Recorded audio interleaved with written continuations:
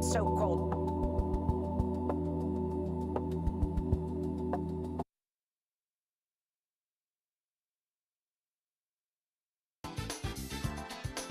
Welcome to Democracy Now!, democracynow.org, The War and Peace Report. I'm Amy Goodman.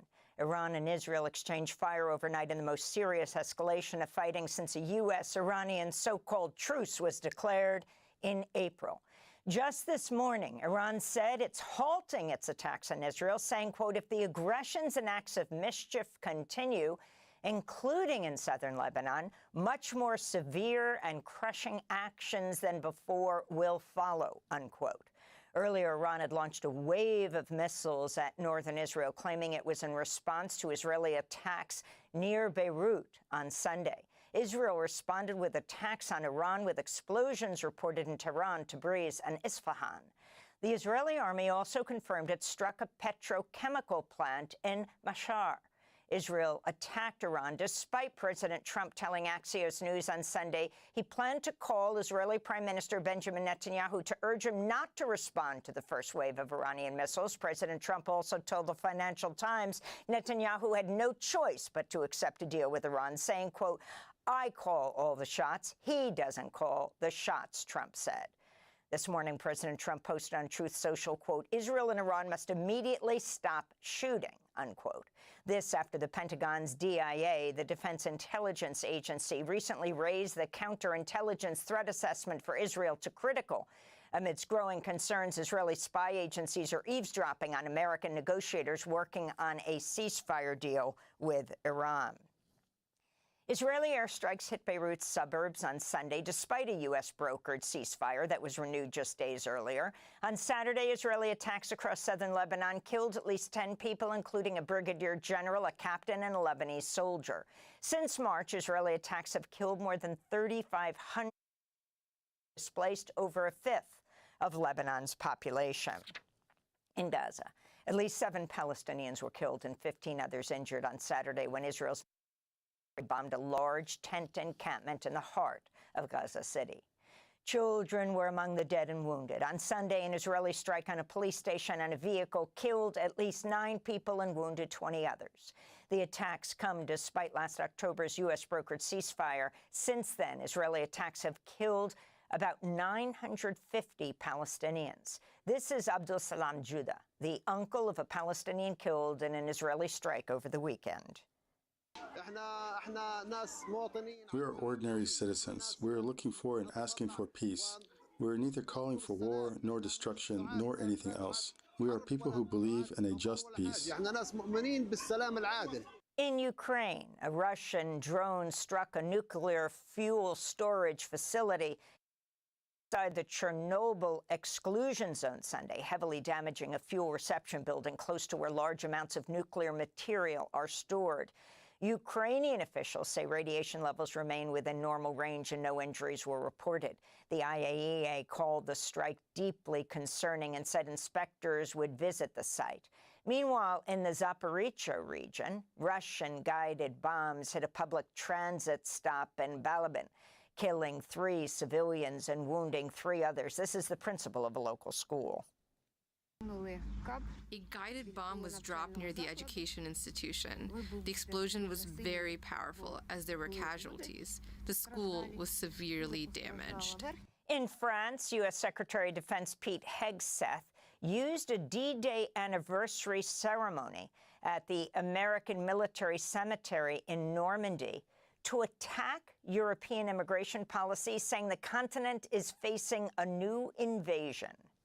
Sadly, today, different European beaches are stormed by different dangerous ideologies. Wow. Beaches in Spain, in Italy, in Greece, and Bulgaria, boats and men arrive. Wow. When will European capitals do something about that?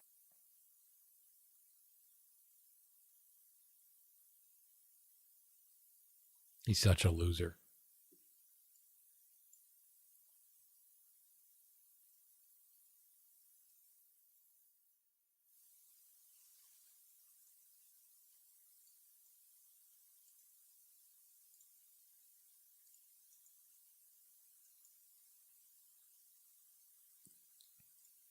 invasion? Or is it too late? I pray not, and I believe not. This comes as Pope Leo condemned rising European military spending to its highest levels since the end of the Cold War, calling it a betrayal of diplomacy. A federal lawsuit filed Saturday is seeking to block an Ultimate Fighting Championship UFC event scheduled for June 14th on the White House South Lawn, which happens to be President Trump's.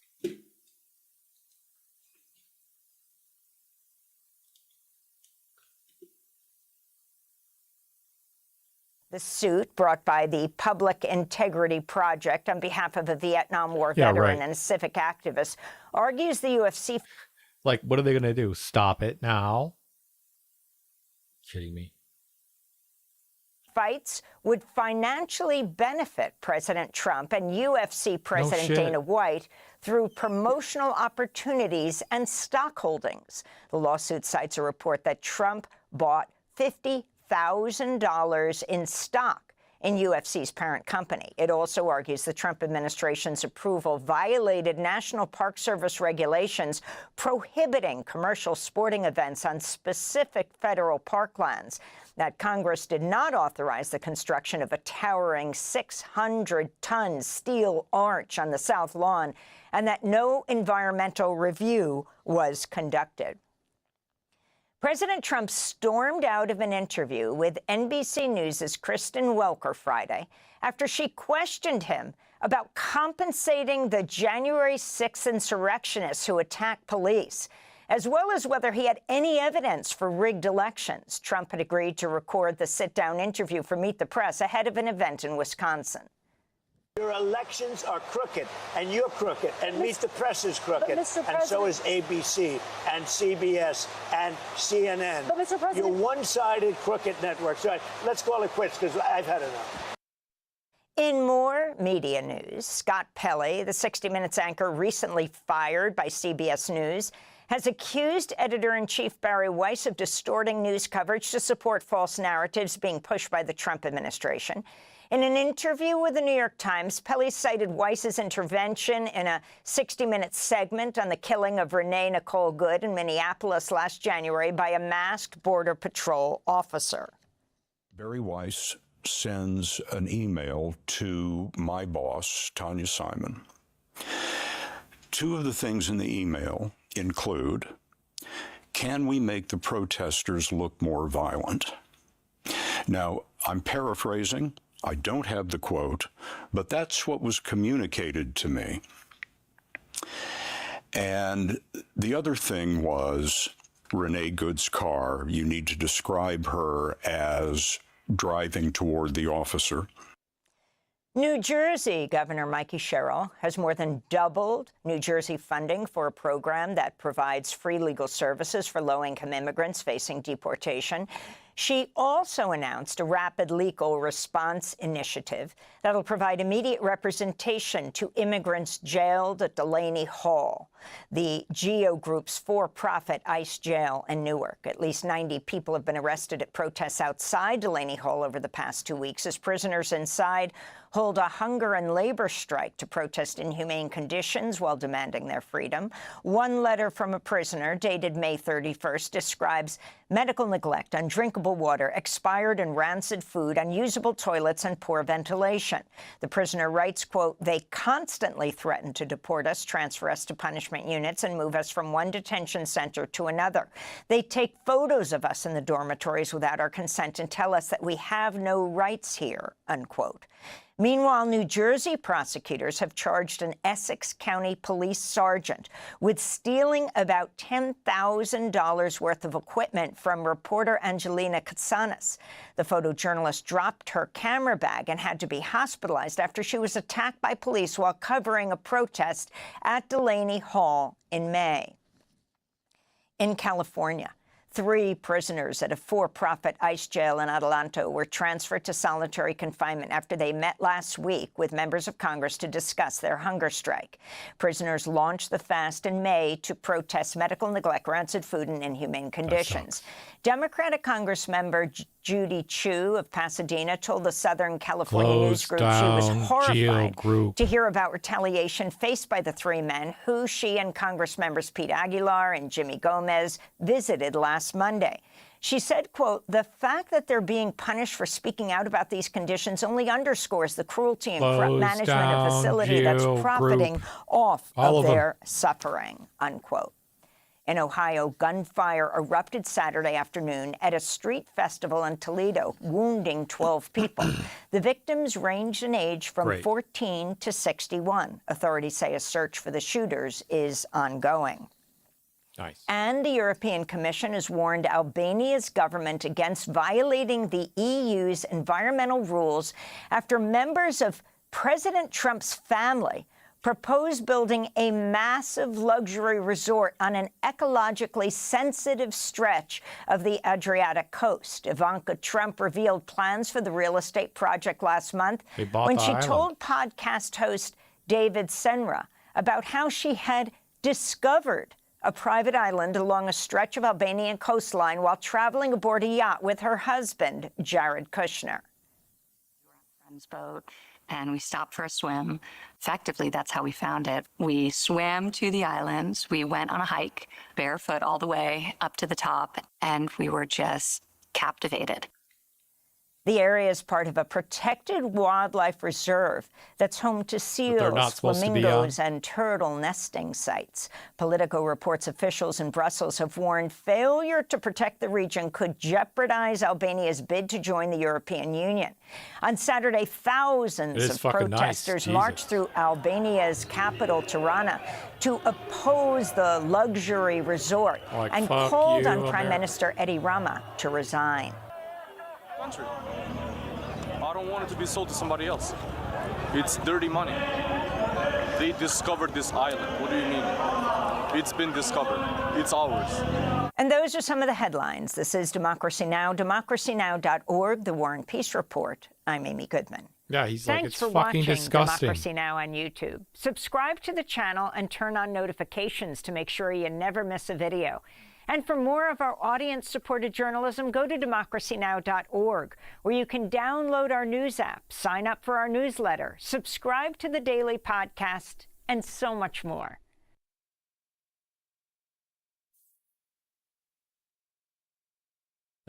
Kristen Welker also repeatedly pushed back on the president's lies about the January 6th insurrection and election fraud. Take a listen.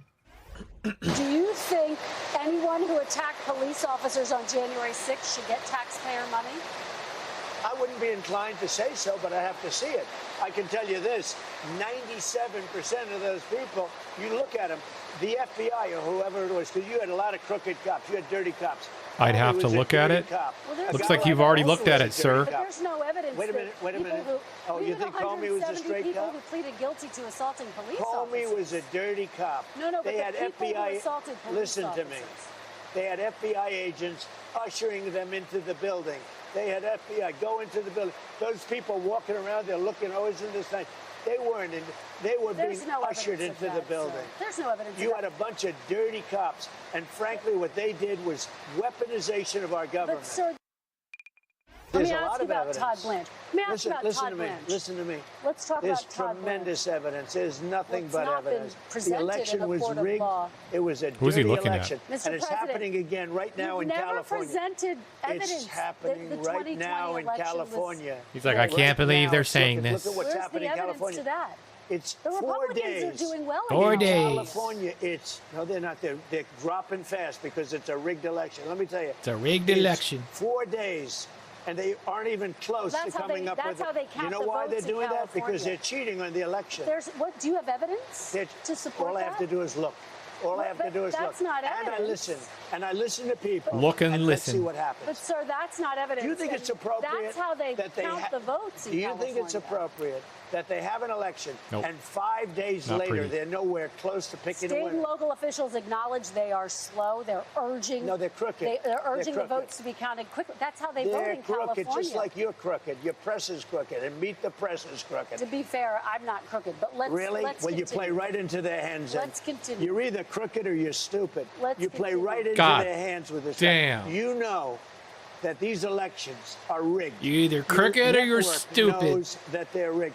You know that I won an election in a landslide, and I got 94% bad press. But, Mr. President, you know why I you've got never that? presented Because you have no evidence. credibility. But you've never presented evidence that it was rigged. Let's keep talking about. I want to talk about Todd. You Blanche. have more evidence. There's more evidence than ever presented. Let's talk Your about elections You in went this to country. court. We're like a third world country. But, sir, Your elections are crooked. Your elections. And you're crooked. And Meet the Press is crooked. Mr. And so President- is ABC and CBS and CNN. But, Mr. President- You're one-sided crooked networks. Right. He's Let's cooking. Call it quits because I've had enough. He's Thank you, cooking. darling. Have a good time. Mr. President, let's please. Okay, so one can become overwhelmed. So let's just go back to the beginning where he said those folks were ushered in by the FBI. And let's stop right there.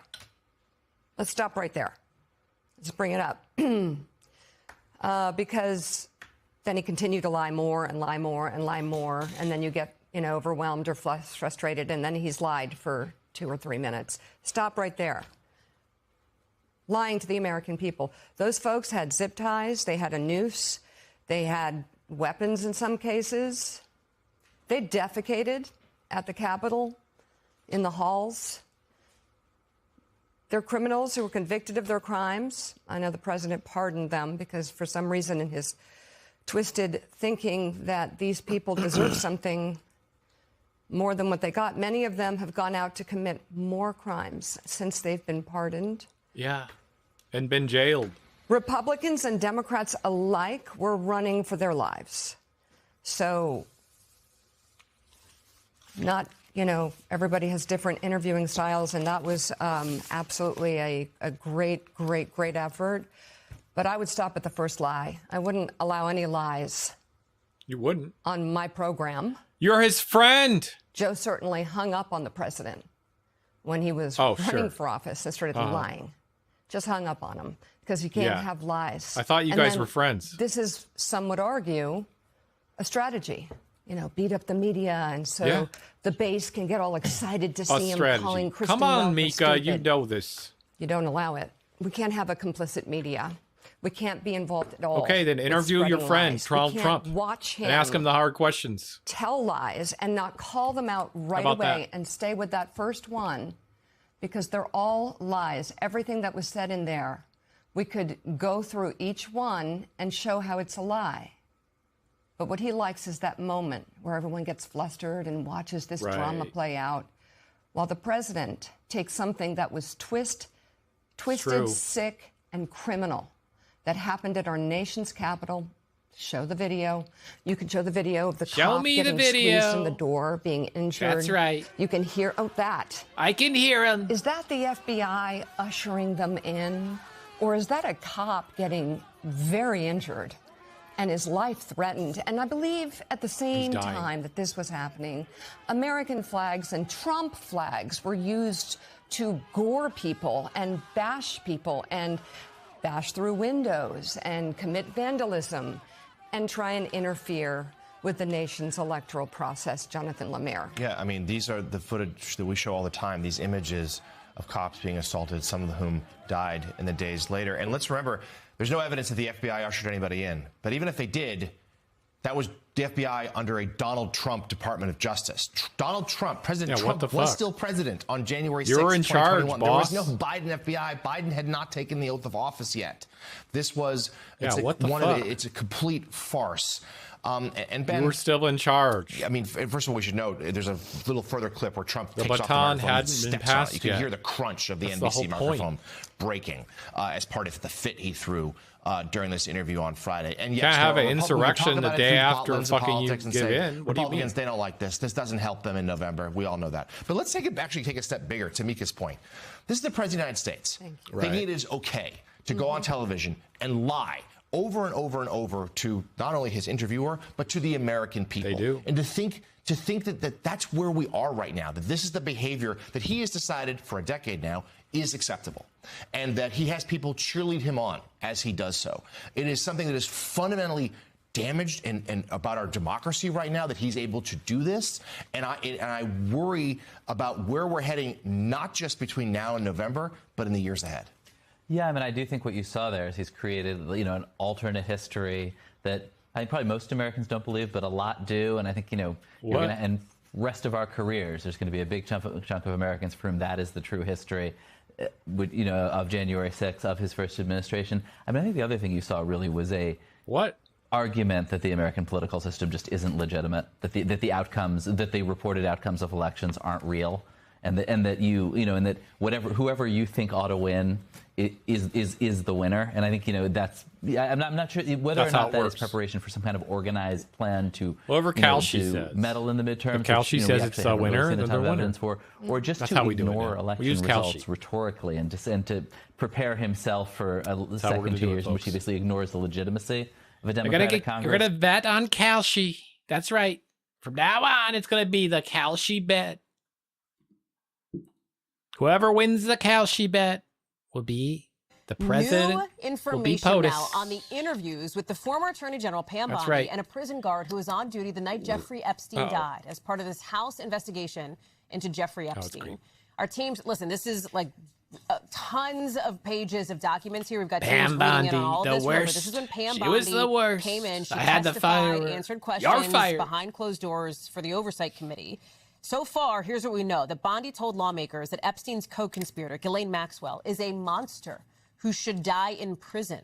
As for who's to blame for the DOJ's much criticized handling of the Epstein files, Bondi told lawmakers she delegated oversight to all things Epstein to guess who? Her second in command at the time, Todd Blanche. We just talked about him 10 minutes ago. He's the guy that President Trump wants now to serve as the permanent Attorney General moving forward if he is confirmed by the Senate. That's nice. Remember, Bondi is the one who took a ton of heat for how she handled the Epstein files before she was fired by the president. Yeah. I want to bring in Mel Zanona, who's live for us on Capitol Hill. Okay, Mel, talk us through it. I know, listen, this stuff just dropped 45 minutes ago, not even. What's in this this transcript here, 100-plus pages? Yeah, we are still digging through all of this. We had a lot dropped on us today. But two things that stood out to me, at least in the Pam Bondi transcript, was who she was and was not willing to talk about. She was more than willing to talk about Todd Blanche. In fact, his name came up 96 times, although some of those were from the questioners. But she repeatedly deferred key questions about how redactions were made and how files were produced on to Todd Blanche, which is a key part of this investigation. And that's also why Democrats came out of that deposition saying we need to hear from Blanche himself. Now, she was not willing to talk about her conversations with President Trump. She was pressed on reports that she had told the president his name does appear in the files. But when asked about that, she said she would not talk about her conversations with Trump. So, again, we're still going through these latest transcripts. There's a lot to dig in here yet, but shedding some light on what investigators have been looking at over these past few weeks. Mel, the Oversight Committee, we mentioned it's not just Pam Bondi. Can I just ask you this question, though, too? And I don't know if we know the answer to this, so forgive me, but Ghislaine Maxwell was very controversially moved to a different kind of prison. It has been derided by some as like a prison camp, essentially, instead of the higher security prison that she was in previously as she's serving out her sentence. This was much derided by many Epstein survivors that I've spoken with, that I know you and your team have spoken with as well, going, what the heck? Why did this woman get moved? Why was she moved to a prison where she has arguably like a cushier lifestyle now? If, in fact, that's why it's so interesting to hear Pam Bondi say she's a monster who should die in prison. If that's the case, why did they move her? Yeah, she had said that in the deposition. She also had said that in a hearing publicly earlier this year. What the hell? Unclear.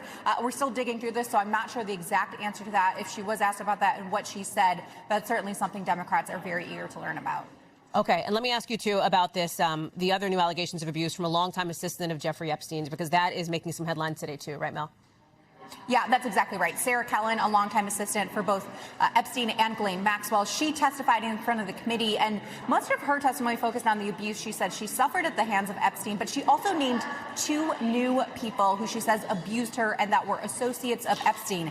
That is Frederick Fekkai, he is a celebrity hairstylist, as well as Philip Levine, the former mayor of Miami Beach. Now, both of these men have denied any allegations of sexual assault through their spokesman, but the oversight chair, James Comer, now calling on the DOJ to go ahead and investigate those men as well.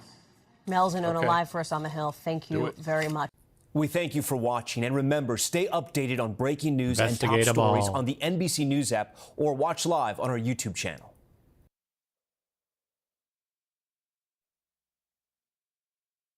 Earlier today, Donald Trump was in Wisconsin for a special roundtable with farmers. There was an enormous banner that read, "Fighting for American Farmers." Right. Trump was flanked by two big John Deere tractors, the kind of optics that politicians love. But very quickly, it became clear that Trump wasn't all that interested in talking about what American farmers need. This is what his mind was on instead. Washington, D.C. was not properly managed or kept. We had 22 fountains. None of them worked. Look at it. Can anybody see it? That's before. Then we had the reflecting pond, 2,500 feet. So that's the pond. If we're standing up, here's your Sears Tower, Empire State Building, World Trade Center. Wow. It's a pool. It's a reflecting pool. Stop saying pond. It's a Serious pond. question. Does Donald Trump have any idea that he was in Wisconsin? Some would say. Because right now across this country, Trump's tariffs and the rising cost of diesel and fertilizer, thanks to his war with Iran, are making it hard for farms to survive. But hey, if the pond, not the pool, stands up, it's bigger than the Sears Tower. Before that event, MS Now reporter Alex Tabbitt spoke with the president of the Wisconsin Farmers Union, who happens to be a dairy farmer himself, about how Trump's policies are having an impact on his bottom line. If you could pick one word to describe how it feels to being a farmer right now in America, what would that one word be? Frustrated. And number one, because most of this situations have been caused by the administration's actions. Certainly understand the America First approach. That's what we all hope for. But in reality, are we putting America first when we're putting ourselves at a market disadvantage overnight? We can't continue this process. Otherwise, we're going to continue to see farmers, family farmers especially, go out of business on a regular basis. Yeah. Trump isn't just making life harder for Wisconsin farmers. He's making it harder for Republicans who represent those farmers. Case in point, Congressman Derek Van Orden, a big supporter of Trump, who's now defending his seat in a swing district covered in farmland. Looks like he may have some trouble doing so. Joining me now is Rebecca Cook, a Democratic candidate who is trying to unseat Congressman Van Orden in Wisconsin's 3rd district. Rebecca, good to see you again. Thank you for being with us. Yeah, thank you so much for having me. Well, you grew up in a farm environment. I think you were a 4-H participant. Let's just explain to people what it's like to be a family farmer right now. A remarkable percentage of family farms are going bankrupt. In many cases, they're small businesses, so they're reliant on subsidies for health care and rural hospitals. They are asset heavy. You have to buy stuff. You got to buy a harvester or a combine. You could be looking at hundreds of thousands of dollars or $1 million. Your prices are dependent on a market. You got nowhere to go if things go wrong. And that's without talking about climate and having a bad crop year or getting some kind of disease or pest. Right. Farmers are getting squeezed really at every turn. I grew up in this district on a dairy farm, actually in Chippewa County, where Trump was today. Our family had to sell our cows because of the price of milk. It wasn't high enough. It was like go big or go home, which was tough. Our family has had a farm in this district for 150 years. And now I think more than ever, farmers have always been squeezed. It kind of almost doesn't matter who's in power, but especially under the Trump administration, the tariffs, especially reciprocal tariffs, and how they've squeezed our soybean farmers, our cranberry growers in this district. And then you add into the war in Iran, which nobody voted for. Like Darren Von Ruden said, folks voted for an America First agenda. They didn't vote for another foreign war that is increasing the price of diesel, that is increasing fertilizer prices. And then finally, healthcare. It's insane, when I was growing up, we didn't have health insurance. If my mom got a job off the farm that allowed us to have it, it was great. And so when the Affordable Care Act was passed, many people got insurance for the first time. And so the failure recently by Congress to expand the ACA tax credit premiums have really hurt farmers too. People have been seeing their premiums increase from $400 to $1,800 a month, and that's just something that people can't afford. So really at every turn, between tariffs, between these healthcare costs, between the war in Iran, Trump is not delivering for rural America, and Derek Van Orden has voted lockstep with this administration. You talked about soybeans. In Trump 1.0, there was this fight with China. China retaliated and put tariffs on American soybeans. America was the largest supplier of soybeans to China. They then developed a market in Brazil. So America never got all that soybean business back, even when those tariffs were settled. And the net result is that we ended up subsidizing farmers. The farmers didn't want a subsidy; they just wanted to sell their damn soybeans. But we ended up giving billions of dollars in subsidies to farmers, and then a whole bunch of those farmers thought that Donald Trump saved them because he got them the subsidies for a problem that didn't exist in the first place. Let me tell you that farmers are proud people. They are not looking for government handouts, and so I think this really flies in the face when Trump enacts these tariffs that nobody asked for, right? And in a reciprocal way, it damages trade relationships and our export markets. Yeah. And then he's offering money back on the back end. Again, farmers don't want handouts. They want a stable marketplace to be able to sell their goods to the world. And so this is really a slap in the face to rural America, really at every end. And Derek Van Orden is complicit in it. In this district, I was yelling about this in January. Was here on Monday, our healthcare secretary, who didn't talk about the big issues that we have with healthcare here in this region. We've seen rural hospitals close. Again, I talked a little bit about the tax credit premiums not being expanded. And so it's really frustrating to have people that you think are going to be your advocates at the federal level, folks like RFK Jr., the president of the United States, come here to say all of these things that they're doing to better the lives of working farm families. And it's actually the opposite. And I think people can see right through that, that it's clear they're here to score political points, to try to keep their House majority and to keep people like Derek Van Orden in Congress. And I think people are smarter than that. Yeah, we are. I think they're going to go to make that known in November and vote for somebody like myself that has lived those experiences, is going to fight like hell for working farm families across this district. And if you want to support what we're doing, not just to flip this seat, but to win back the House, visit cook4wisconsin.com to support my race. Rebecca, good to talk to you. Thank you, as always, for making time to be with us. Rebecca Cook. Worst background ever right there. She picked. Couldn't have picked a worse one. That's right.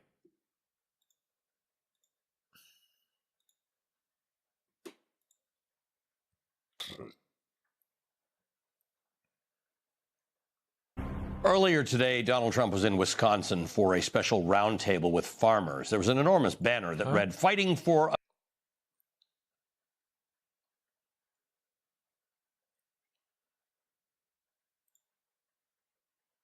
Just watch that. What the hell?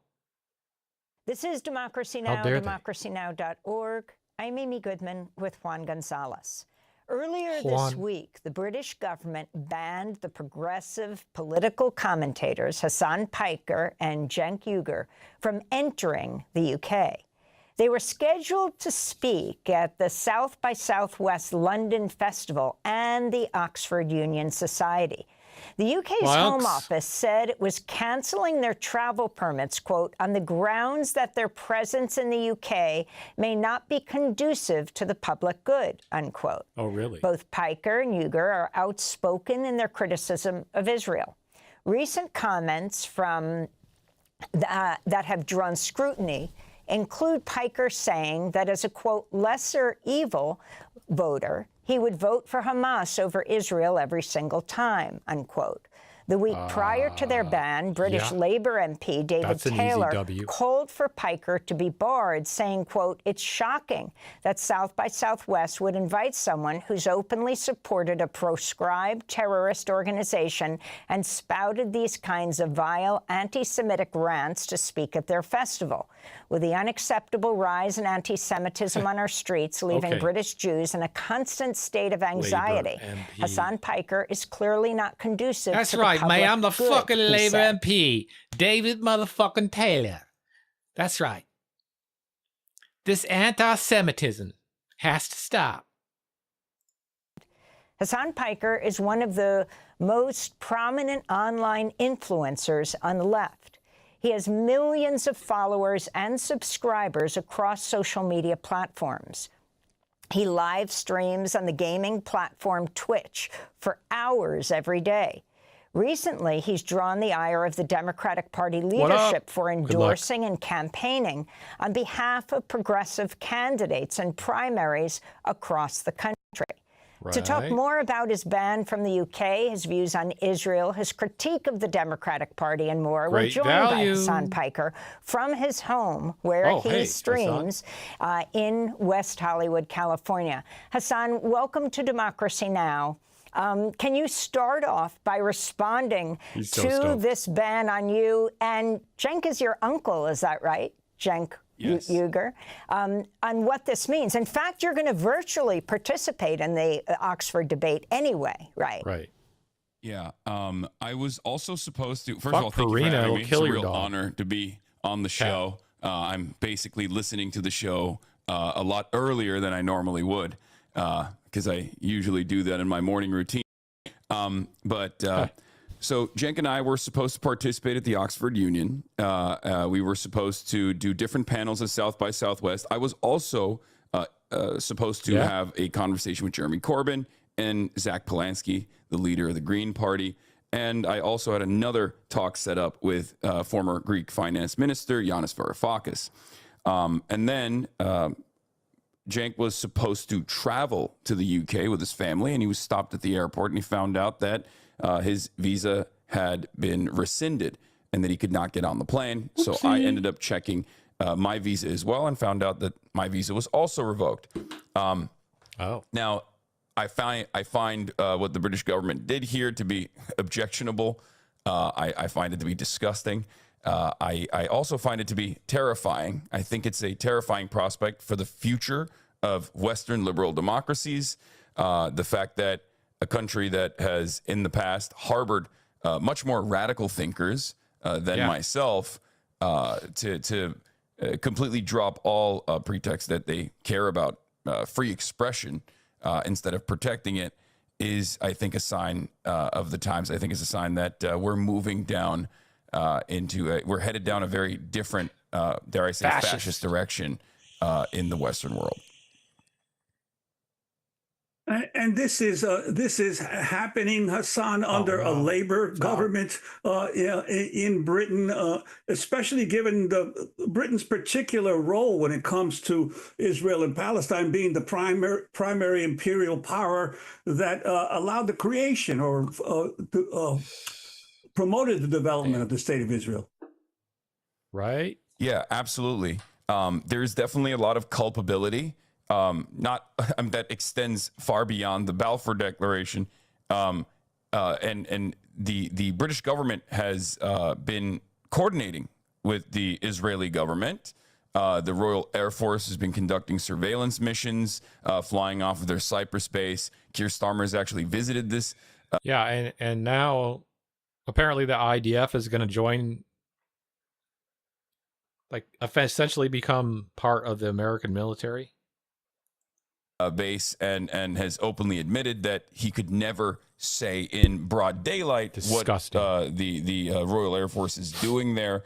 Starmer has also invited Isaac Herzog, who has been mentioned in the ICC and the ICJ court cases against both Israel and Israeli officials, like former Defense Minister Yoav Gallant and current Prime Minister Benjamin Netanyahu. So the fact that England extends a red carpet to war criminals and collaborators of war criminals that have played a role in the genocide of the Palestinians, but then critics of Israel are considered to be real threats, significant threats to public safety, is preposterous. Right. But once again, I think this is a real warning.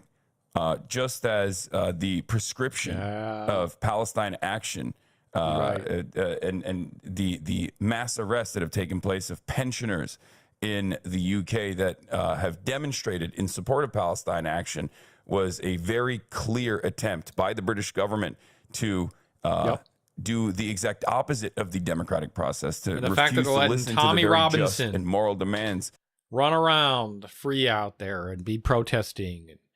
I mean, they've arrested him a couple times, but I'm saying he's getting away with a lot of fucking shit. Posting on X.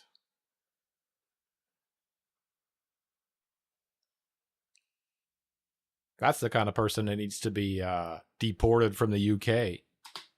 Of the Tommy masses, Robinson. and instead suppress their voices and try to silence them. Yeah, I say they deport all the white folk from the UK and let all the Muslims live there. That's what I say.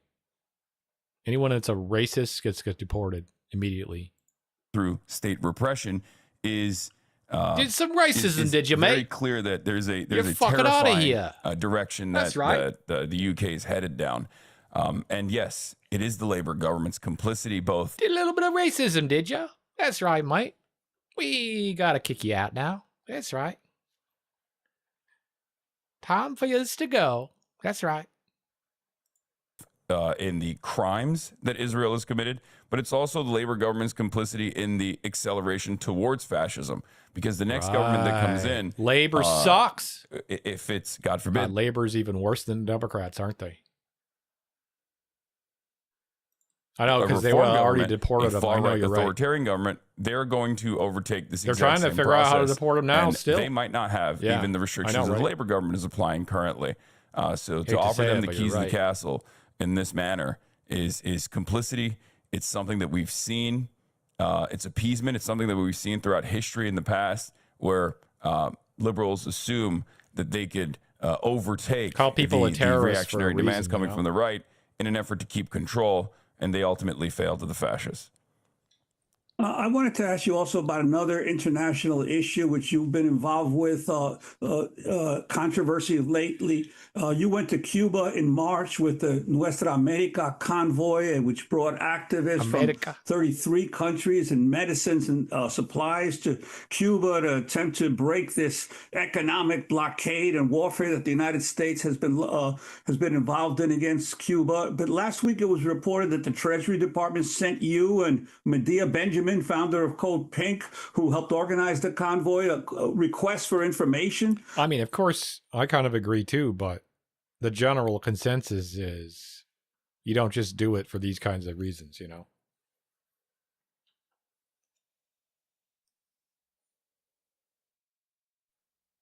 You save it for the real problems, you know? From the Office of Foreign Assets Control to look at the possible violations. What's your response to this inquiry? Right. Yeah, so I've yet to receive a subpoena, even though Fox News claimed I received one. I have not. But I think that the news article itself was symbolic. I assume that this is less of a real inquiry and more so an opportunity for the American government to try to silence political dissent and to also criminalize activism. Yeah, we were there, and that is the actual problem that I have with that.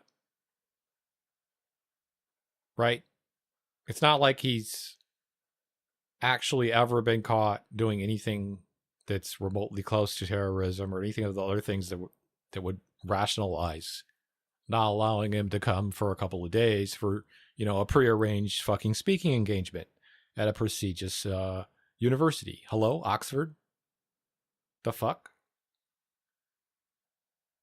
So it's a little different than just some Joe Blow, right? To support the Cuban population. And considering his history and not being negative, not being violent at all, and not being a terrorist like they say he is. Like it shows so stupid on the face, right? It's basically gonna ruin their ability to do what you're talking about. With humanitarian aid that was necessary. And I also separately got a journalism visa as well to cover the atrocities that were taking place on the ground and to try to figure out what our government's culpability was in the economic but he's still devastation say that Cubans he can were still facing. tell a photo. He can still it fucking was horrifying. Video into the. What's the point? Like, it wasn't worth them pulling their anti-card to deny them entry. It just wasn't. It just actually made them stronger. That's my opinion. Because of who they are. You guys have covered this stuff extensively. You see what I'm saying? But it's very clear better just to ignore that them. The Trump administration is not making it a If you're the other secret that side. they want to prosecute all manner of political dissent, whether it be the counterterrorism initiative. Because his argument is right. We cannot allow this because it may be us. And it's even if it's the other side, we want the other side to be able to fucking talk about it too. We can't be cutting down actual free speech. Okay. Now there's their free speech idea, but we can't be tamping this down. Both the left and the right need to be able to have actual free speech, not this bullshit they're talking about, not Chud the Builder free speech, but you know what I'm talking about. Implemented by Sebastian Gorka, or I don't like even this now, because I agree with Hasan. lawfare. It whittles away at the minor amount of freedom we have in America. You think that like there's this much between us and the UK, us becoming the UK as far as this stuff goes. Way of the Treasury it won't be Department. that great. I think the goal here is to, once again, just like the British government, silence dissent. Yeah, I know. They're bloodthirsty, right? Maybe even ultimately No, I criminalize. know. That's what I'm saying. They're playing to Tommy Robinson. It's like, oh, that's great. Great. Good job. Is it? Hopefully this won't be a precedent-setting case, but we are headed down a scary path here. Hasan, I wanted to play a clip of a short documentary about your trip to Cuba. For years, I've wanted to visit Cuba. I This is- wanted he to made learn this. about the problems caused by the embargo. I wanted to see a socialist society in person. Last month, I took the opportunity to go as a part of a humanitarian mission to bring aid that my government won't. I'd be accompanying Progressive International alongside hundreds of others from around the world. Activists, journalists, artists, and politicians will be coming to the island by boat and plane to deliver over 40 tons I would of go on this necessary boat. supplies, food, medicine, and medical equipment. All right, we're in the heart of Right. That's what I mean. And it's, I think they did a bad posture. I think that they shouldn't have done. immediately been hit with is how beautiful the city is, but also how hollowed out it is in many ways. It looks like, I mean, some of these houses, they have the skeleton, they have the outside, but inside it looks like it's bombed out. You know, there's people living in it, but like very clearly, this is in a They dire have state of no disrepair. infrastructure. More is indictments have crazy. been brought in this last day against Cuban leaders, Hasan Piker. Did you actually deliver medical supplies? How successful were you? Yes. So the humanitarian aid mission was accompanied by hundreds of other activists as well. It wasn't just medical supplies. There was, I believe, food as well. Food, solar panels. The delivery was successful, but ultimately it's a drop in the bucket. And what the it's nothing. Cuban population actually needs right now is oil, because oil is what runs their entire energy grid. And unfortunately, the Trump administration has very openly created a blockade, and the island's energy grid is currently still suffering. Now, there's also one aspect to this that I think adds insult to injury, and that's the reality that there is actually parts of the Cuban island that are receiving oil with regular frequency. The Cubans must be some resilient ass motherfuckers. And that is, of course, Guantanamo Bay. That's an American military Right. base Of course on the there's island oil of going Cuba. And it's basically an old colonial outpost. And so you have the situation where 90 miles off of our coastline, you have 9 million or so people suffering. There's food shortages. 90 miles people from can't the US. deliver medicine all around the island because there's simply no oil. Food is medicine is also spoiling as well. They're just sitting in factories because there's no refrigeration. And yet, a couple miles away from Havana, you have Guantanamo Bay, where they have a McDonald's, and they have American military members stationed there, and they have energy for the entire medicine. island potentially. I think this really shows the inhumanity and the juxtaposition, it's absolutely disgusting. I feel like it's something that many Americans are completely oblivious to. If they were more aware that's of the fucked up crisis, thing. that they would also find it to be morally repugnant and unconscionable. And I suspect that's part of the reason why the federal government wants to stop these kinds of actions, or at least create an environment of threats and pressure so that other people who could also freely travel to Cuba and see what's being going used on as for an example, themselves and maybe even deliver humanitarian aid themselves think twice before they participate in something like Which this. they're going to do I now. myself am Of course. unbound, and I hope others will be too. Hasan Even I'm Piker, considering. at the I was going to go to 2024 Cuba. DNC I don't in think Chicago, I will now. 30 delegates to the Seriously. convention were with the National Uncommitted Movement. Uncommitted delegates were selected in state Democratic primaries to call for an end to the Biden administration's backing of Israel's assault on Gaza. After the DNC denied their request for a Palestinian-American speaker on stage, uncommitted delegates and their allies staged a sit-in outside the convention hall. This is a clip of the co-founder of the uncommitted movement, Abbas Alawaya. Here is the scandal, my friends. Here is the scandal. The scandal is that there are forces within Democratic Party leadership who do not want us to talk about Palestinian human rights. But that's not sustainable. This is a watershed You didn't know where he came from? moment. So this was a watershed moment. You actually were inside the DNC for a while before they put you out. You had a select seat. I mean, I guess he's ESL too, according to what he says. There as a commentator. But can you talk about the fact, I put this question also to Dr. Hamawi, who you campaigned with, along with Dr. That's how I El found out about Sayed. him, You because I used to campaigned watch with him also for TYT. his senatorial race. Can you talk about the autopsy report and it not talking about Israel and Gaza, though the issue took center stage at the DNC with this sit-in with people who are quite involved with the Democratic National Committee? Yeah, no, that's why you can't say deport them. I think to myself all the time, whether this is a byproduct of incompetence or if they are totally aware that this is a major crisis, a major issue, and they're cynically trying to avoid having a conversation about it. I also had interviewed the uncommitted movement outside, and I had my press credentials revoked in real time while I was live broadcasting at the DNC while simultaneously being interviewed by a New York Times reporter, as a matter of fact, for my criticisms of the DNC. I was invited, but then, I was, I guess, disinvited at the same time for these exact warnings that I was issuing to as many Democrats as I possibly could. It turned out those warnings were true. And yet the Democratic Party still has not learned a very important lesson. And still seeming. I'm personally from New York. I should know. New Jersey doesn't exist. It's a fallacy. That way, since Hasan D. Piker was born in New Jersey, which is not an actual city, doesn't exist, means he's not U.S. born. Therefore, I declare DJT that we deport Hasan D. Piker. That's right. Chooses not to listen to the demands of the masses. A similar pattern arises here that we just talked about with the United Kingdom.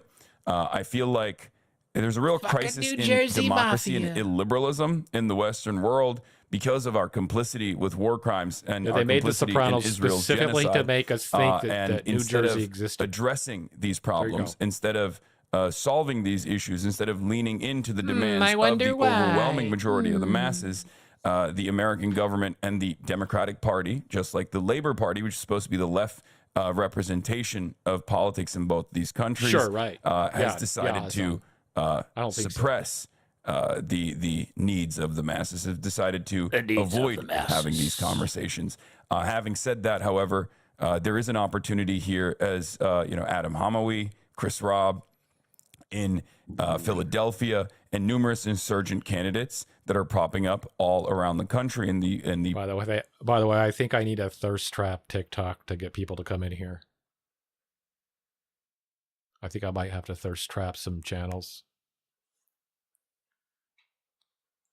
Primary system and actually successfully defeating the establishment Democrats all around the country have created this unavoidable force that will hopefully present a very good change within the party. And it's not just, of course, about Israel either. It's about when you post these issues broadly. Sexy photos or videos. I feel like the center of power in the Democratic Party for far too long has conceded to the interests of profits, to the interests of corporations, and oftentimes placed them first. and place the interests of the population, the people, the masses, the working class last. Hopefully, we can make a change, and we can force that change, because I feel as though the party right now needs fighters. We don't have a lot of time. Fascism is here, and someone has to fight back. Well, I've already got. You're already captive. I'm good. The way to do that I need more is captives. Through the democratic process and allowing real democracy to take place. Seriously, I want my channel to take off this year. We want to thank you for being with us, political commentator and live streamer on the Twitch platform. Hardly that does any it for fucking our show. I'll be in Tampa, Florida tonight. We'll be celebrating WMNF Community Radio. I know, trapping people's easy these days because we're all so fucking broke. We'll take anything, right? At 2 screenings of the film Steal the Story, Please, about the history of Democracy Now! And the important... Well, that was the first time I've seen him on Democracy Now! Democracy Now! Yeah. All right, y'all, welcome to the show. I can tell you one thing. I've run out of money a lot, but never run out of cat food. I hope everybody's ready for a wild, wild show today. Let's go. Man, where do I even begin? All hell is breaking loose in the Middle East. Iran and Israel are at war right now. No more fake ceasefire bullshit. It's all going down ski, and it's happening right now ski. So we'll talk about that. We also have Trump humiliated. He publicly told Netanyahu, don't fire back at Iran. Then Netanyahu pretended to agree and then immediately fired at Iran. Now, was Trump in on it? Is it an elaborate scheme? Are the U.S. and Israel working together? I'm going to yell at you, and you pretend you're mad. Humiliated? We'll talk about all that, okay? Sounds good. We also also have the Graham Plattner hit job, crumbled to pieces, failed amazingly, backfired spectacularly. We now have the reaction of Maine voters, and it is absolutely glorious. They are not buying this BS. So we'll talk about that as well. Trump crashes out and runs away from a tough interview. He completely and utterly fell apart right in front of the cameras. Incredible, incredible video. Wait until you see that. We also have Scott Pelley breaks his silence on Trump's total destruction of CBS and his firing by Barry Weiss. Crazy, crazy stuff there as well. Mehdi Hasan dog walks PBD so hard, even his own audience is aware of it. And then also, Trump is crashing MSG for the NBA Finals tonight. And it is pissing off absolutely everybody. He's causing mayhem. He's killing the energy and the vibes in New York right now. And those vibes are through the fucking roof. But he's taking a massive diarrhea shit all over those vibes. It's a horrible, horrible thing. So we have all that and more. You guys know the drill, man. Subscribe to the channel and click that bell icon. You can also support the show on Patreon. The only reason I point that out is because this is real independent media. I've never talked to an advertiser, never done an ad read, never will. But your $2 a month goes a long way. $5 a month goes a long way. Thank you to everybody who does that. Thank you to everybody who supports by tipping with the thanks button on YouTube. That's huge as well. And of course, you could always sign up for Crystal Kyle and Friends on Substack. And of course, go sub to Corin's World. Go sub to Corin's World because we do live Kyle and Corin episodes every Monday night. However, not sure if we have an episode tonight because we have the NBA Finals tonight. But I have a little setup where I'll be able to watch it and do the podcast. So we'll see. I'll leave the ball in Corin's court, no pun intended, and we'll see what he wants to do. But either way, go sub to Corin's World, the YouTube channel. Okay, y'all, let's go ahead and jump right in. So let me start with this. Anybody who's been following what's happening in the Middle East for an extended period of time understands there's a bunch of fake ceasefires that are happening. And usually what happens is Israel violates those so-called ceasefires on a daily basis. And what they've been doing in Lebanon is nonstop attacks. First, they basically made 1 million people forcibly leave their homes, made them evacuate. Then they started bombing all over South Lebanon, and they took all of that territory up to the Litani River, okay? Then what they did is they said, we're going to go beyond that. And so they started bombing in Beirut. They've been bombing in the suburbs. They've been bombing, innocent people, and they've been taking more and more territory. Well, finally, Iran had been warning Israel, like, hey, any ceasefire that is going to happen with us is going to include Israel not stealing Lebanon or attacking them anymore, okay? You think? So earlier in the day, Trump came out and said this. Look at this. from Al Jazeera English. Breaking. U.S. President Donald Trump has called for more attacks on Hezbollah in Lebanon, effectively urging an escalation of Israel's war on the country after pushing for a ceasefire. So this is the U.S. and Israel repeatedly slapping Iran across the face and spitting in their eye, slapping Lebanon across the face and spitting in their eye, and pretending like, oh, yeah, we have a ceasefire and we're trying to get a long-term peace agreement. We're working on a long-term deal. But also, we're going to keep violating the terms of the so-called ceasefire. You're not going to be surprised to learn that Iran decided, yeah, we're kind of done with this, and now we're going to attack. And exactly that. They attacked Israel. So Dropside says, Iran launches ballistic missile attack wave on Israel, first since April 8th ceasefire. Iran has launched ballistic missile attacks on northern Israel, the first since the ceasefire took effect on April 8th, according to the Times of Israel. Sirens sounded across northern Israel as the IDF said it detected the launches. And oh, shit.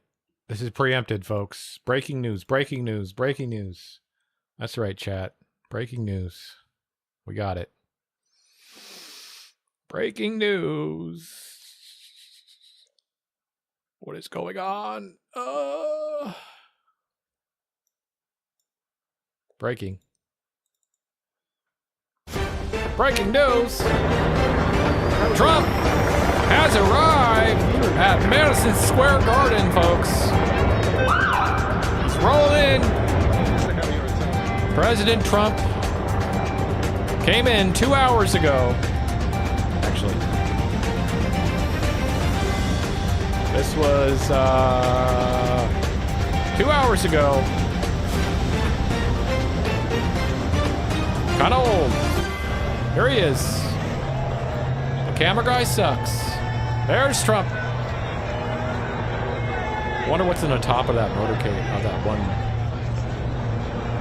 Secret Service. That kid's 10. This guy's 10 years old. They look bored.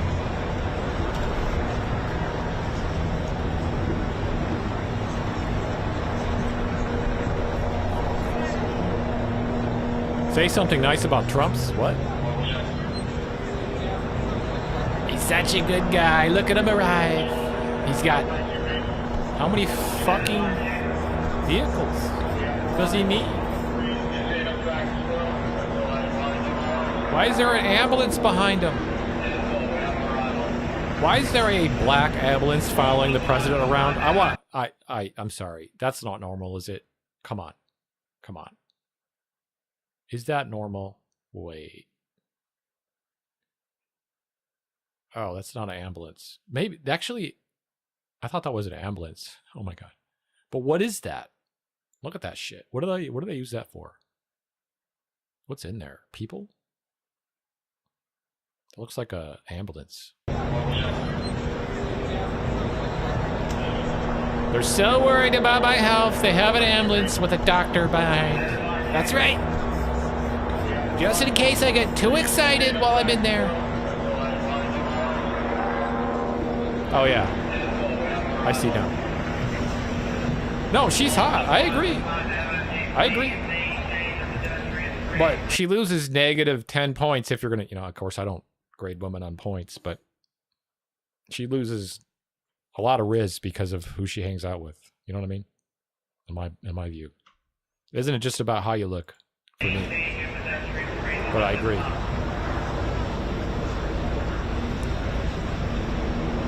Ivanka's hot. That's right, I know. You don't need to tell me. They're all hot. Okay. That's all I got. It's time for one of our favorite segments here on Hoop Streams. It is time for Walk It Out. Let's do it. Ooh. Hey, it's important, Can't show this, boys. Sometimes it ain't what you wear. Okay. I can't show that. I got banned. Was working to intercept the missiles. And so here, I actually have video of some of this. Take a look. Look at this. I said it. She's hot. Oh, so this is actually from inside Iran, and they're celebrating the missiles in the air going to Israel.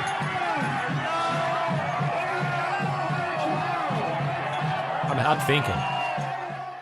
Here's another one. Here is missiles in the sky. Take a look at this. Yeah. Zooming in from a distance. Oh, that's terrible. I mean, so ballistic that's missiles in the air going at Israel. That's terrible. That's what we're looking at here. All right, so Trump comes out and he says, I hope that Israel will not attack in response. If Netanyahu orders an attack, it will continue with a counterattack. We are close with Iran to your deal to end the war and not want to blow up the deal. Each side had their own fun tonight. I am going to call Netanyahu and say, do not attack. He also came out more clearly and said, he doesn't call the shots, I call the shots. I call the shots. He doesn't call the shots, I call the shots. That's another quote. That's why you're going to call him and tell him to stop. We also have this. Trump to Barack Ravid. If Bibi strikes them back, it's just going to keep going like the last 47 years or the last 3,000 years, he says. Then we get this. Iran's already locked in its targets if Israel responds. Take a look at this video. This is wild. Yep.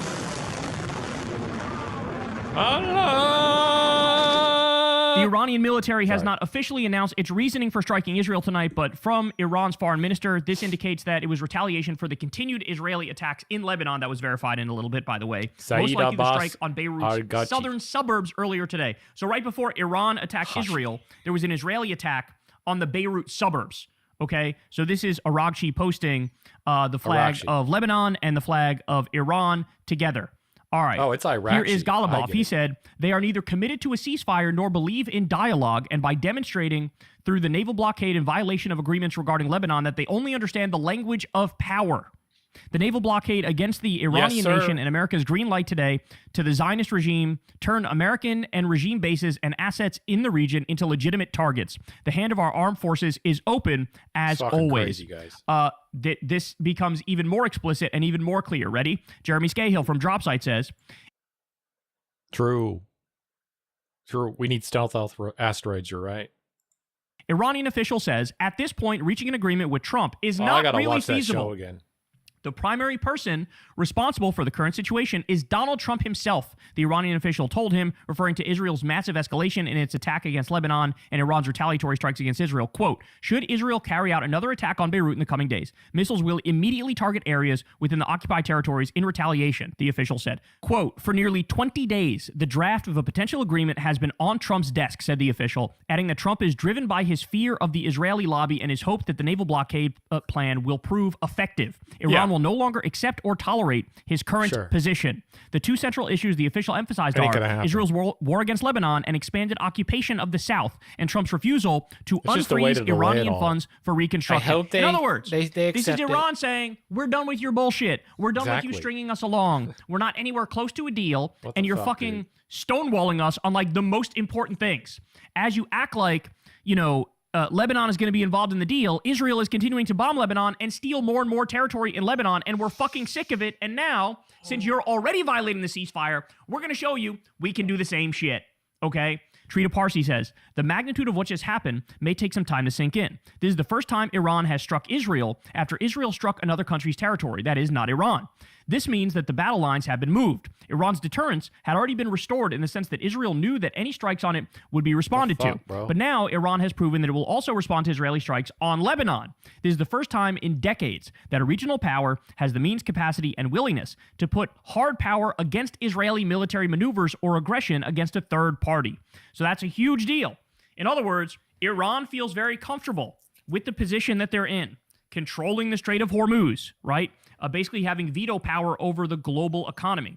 They know that Israel and the U.S. are in a weakened position. So now they're willing to say, no, we didn't stutter, bitch. When we said you can't attack Lebanon, we meant you can't attack Lebanon. And since you are doing that, well, guess what? Now there's going to be some fucking consequences. You're going to have to pay a price. More celebrations this time in Lebanon. As long as you're going to be saying that the IDF and the American military are going to join forces, like everything you say now about Israel and American, decisions being separate, or Netanyahu giving orders to Trump, or Trump giving orders to Netanyahu. Trump's in charge. Okay? Trump's in charge. Whoever is POTUS is in charge. Whatever POTUS decides is happening, no matter what you're seeing, no matter what Netanyahu's saying, no matter what Trump's saying. At the end of the day, the person with the actual go button is Trump. Okay? I refuse to believe anything else at this point. Especially because no one's even said, oh no, we're not going to be joining the IDF in the US. I mean, it's written up. It's been talked about for years, and now it sounds like they're finally going to do it. And it's like, no fucking way, dude. No. Not only do I think that shouldn't happen, but we should abolish the IDF. Immediately abolish the IDF and ICE. Both of those need to go. Because guess what, guys? Guess what's going to turn in? Guess what ICE is going to turn into in America? IDF. I'm serious. Like, it's fucked up to see that as a possibility. We need to abolish the IDF and ICE. Both. We do not need to absorb the old IDF, turn it into part of our military, join forces with Israel, with anything going forward, period. I don't give a fuck what anyone says. That's going to not be good for us. It's not going to be good for anyone that's an Israeli either. Okay? Anyone that claims to be an Israeli, wants to live on that land that is occupied territory that they're occupying, is going to get hurt. It's not going to be good for them to be there either, under the current circumstances. With the idea of existing, and the Israel state existing like it does, and ICE existing, and people like Trump existing. Okay? So yeah, we can yap about, like Kyle is, about how all this shit's, you know, we're playing all these games, and we're talking back and forth, and Netanyahu's calling him a dickhead, and Trump's calling him an asshole and saying he's going to suck his cock. Whatever. I don't fucking care. It doesn't matter. And Iranian flags raised following Iranian missile launches to Israel. Watch this. I mean, no, BB is listening to Don.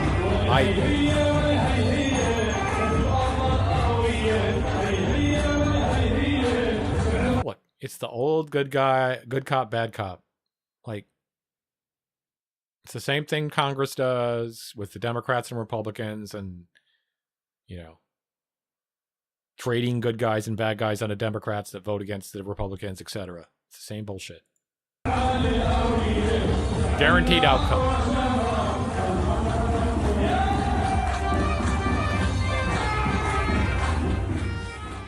So Iran is establishing deterrence to say, no, you cannot do this anymore. There's no wanton, brazen attacks and stealing more and more territory in Lebanon. Okay.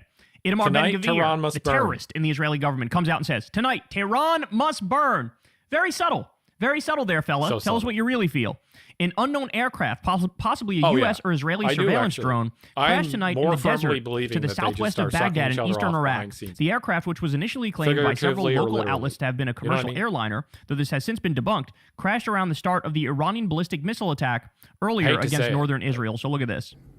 It's not a defeatist.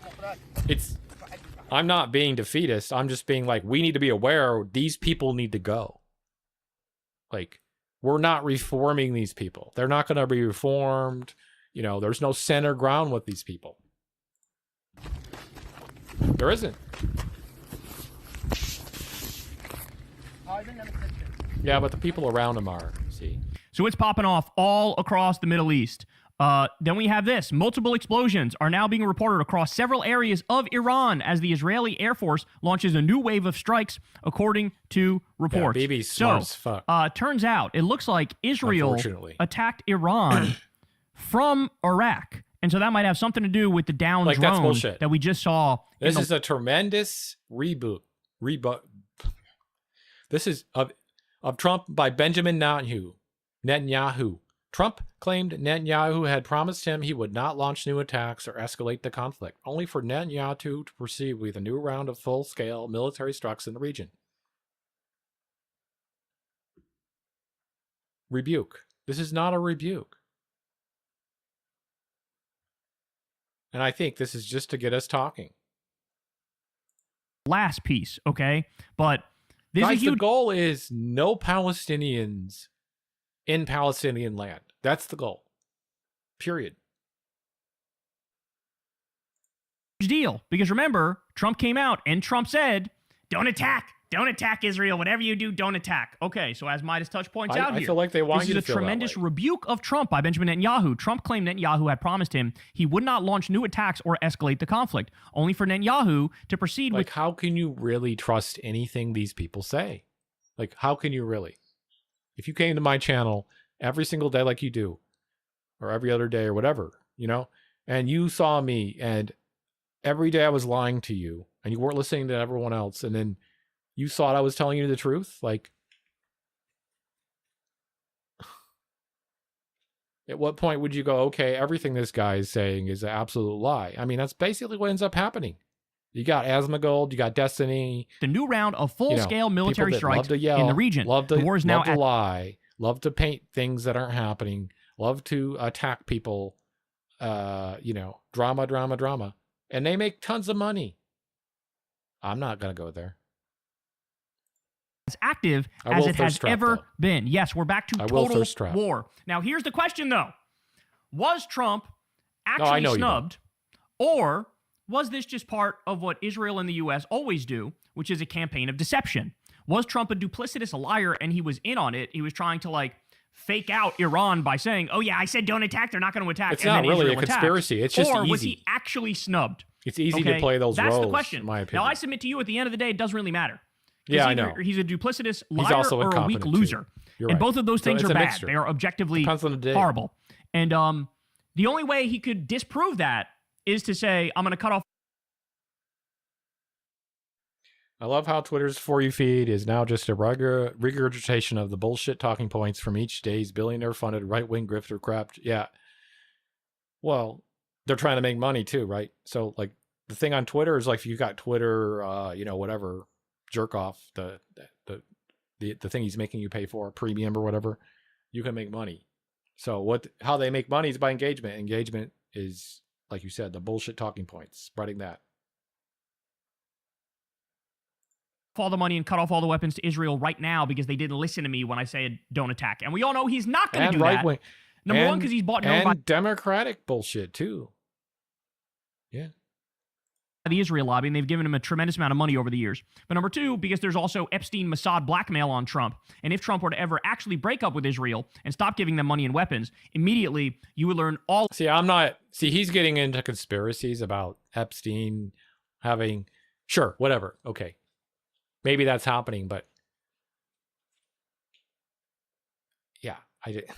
All of the lurid specific details about what he did with underage girls. Dropsite says, Israel strikes targets across Iran. The Israeli Air Force has struck sites. It's just when you're scrolling, the For You feed is what the algorithm feeds you based on your likes or whatever.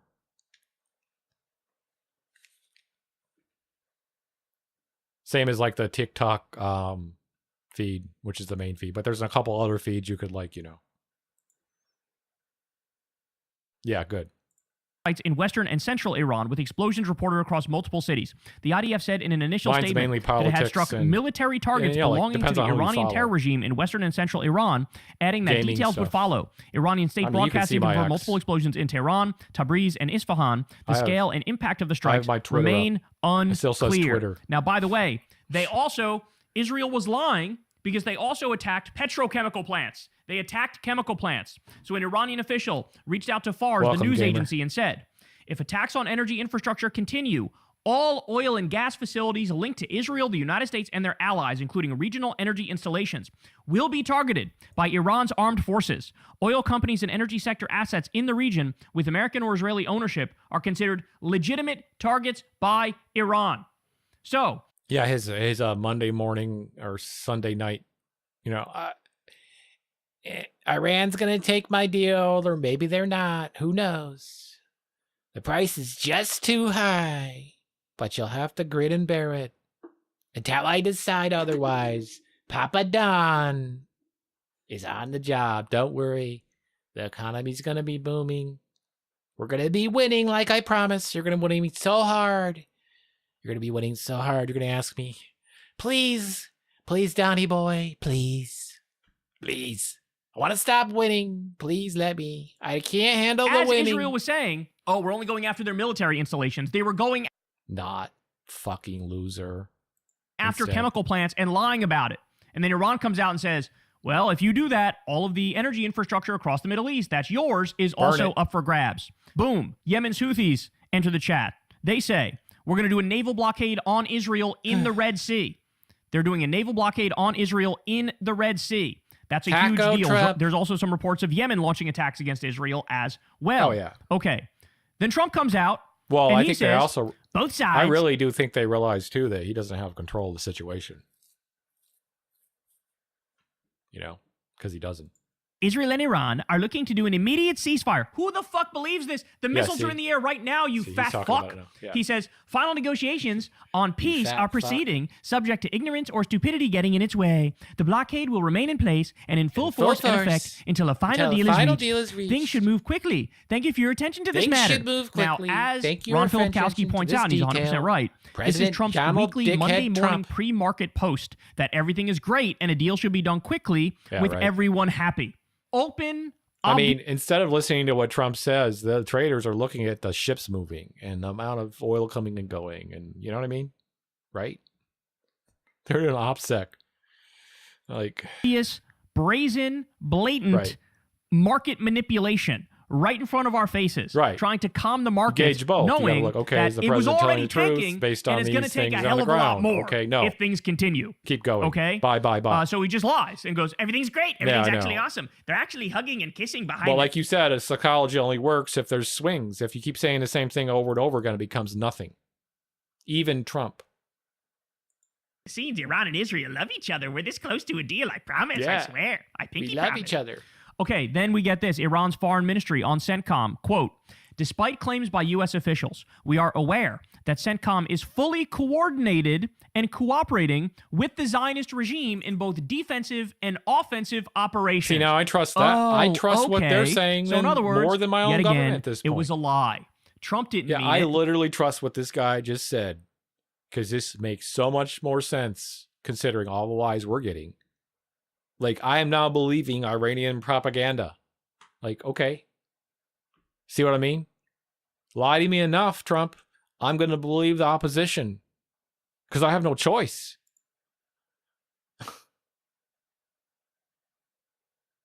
Yeah, exactly. When he said to Netanyahu, you have to stop, there was a wink and a nod. It was like, definitely don't attack back. Yeah. Go ahead and attack back. Like, that's what's happening. He's so got again, the it was same reading deception in on the that. same way that Trump Yeah. multiple times said, He's kind of saying we want to similar negotiate. stuff. That's what we want to do. And then you would have a negotiator show up and Trump and Israel would murder the negotiator. It's the same shit. I mean, they're just liars. And this I think now if he came out with I'm going to nuke Iran tomorrow thing, I think they'd tackle on that too at this point. Like, we're at the point now where almost anything he says, people are going to doubt it, even if they're on his side. I firmly believe that. Considering his ratings, even his best followers are starting to doubt what he says. This gets back to what the Iranian government was saying, which is you can't talk to the Israelis, you God. can't talk to the Americans because you literally cannot take them at their word. I don't think they realize what this means is if your word means absolutely nothing. Like, see? first of all, that's just like the definition of a bad person. Second Right, of all, of course. you can never actually clean up the mess and fix the problem at all. Yeah. Because now, even if you do theoretically end the problem, nobody trusts you, nobody believes Right. you, they're always on edge, Right. and we're always a fucking pube hair's length away from all-out war again. Right. Okay? I mean, it's astonishing. It's astonishing how much this man Pube hair. has destroyed our standing, He destroyed wanted our to word say globally. He I mean, wanted to say cunt hair, didn't he? He really did. Yeah. Did you see who I banned?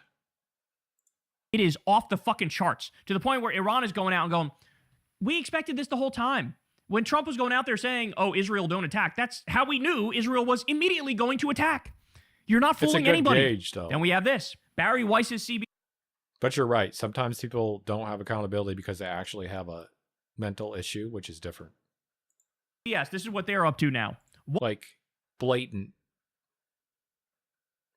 getting yourself in an uncredible situation is a little different than like having ADD and becoming uncredible because you can't show up to work every day, right? 1 dead, 5 Example. wounded in shooting near Israel's West Bank. They're saying Israel's West Bank now, even though that is not Israel's. Just Yeah. The subtle things, right? And this is how, by the way, this is, you guys know about Erdogan, what's his name? Erdogan, the president of Turkey. What the fuck is his name? God damn it. Anyway, the reason he's been in power for so long and everyone hates him is because what he did when he came into power is he bought all of the fucking TV stations. Erdogan. Yeah. He bought all the TV stations, right? And they, for years, so that's why he's been in power, because they've been doing the Barry Weiss shit. So that's Trump's tactic too. This is like another peg in the board for me, believing that Trump isn't going to leave office in 28. Yeah, I banned our friend there, the fixer. No, Erdogan. I don't know why I can't say the fucker's name right now. I'm having a hard time. I had a long weekend. I had sisters in town, etc. So I am still here. No, Turkey's, yeah. Hasan knows about Turkey. In fact, he can't go back. Like, that's the thing about, like, simply because of the way Hasan talks, like, he literally is not allowed to go to Turkey, by the way. He can't go and see his uncle and someone else apparently there. Yeah, so it's like super bad there. And I think part of Hasan's ability to see where America is going is because he is an American and also has that experience growing up in Turkey and seeing how fucked up the government was there. You know what I mean? Absolutely out of this world. Breaking, 5 new Israeli attacks reported in Yadar Valley area in Lebanon in the Bint Jbeil district. And their fucking press is super corrupt. So, like, beyond corruption that we have, but like I said, it feels like we're heading in that direction. I mean, CBS, 60 Minutes. There isn't many people that report like 60 Minutes does anymore. Actual on the ground, thought out, investigative journalism, spoken out. Like, they changed the fucking political landscape for good, mostly, because they do have good journalism. We need 30,000 60 Minutes, rather than less of them.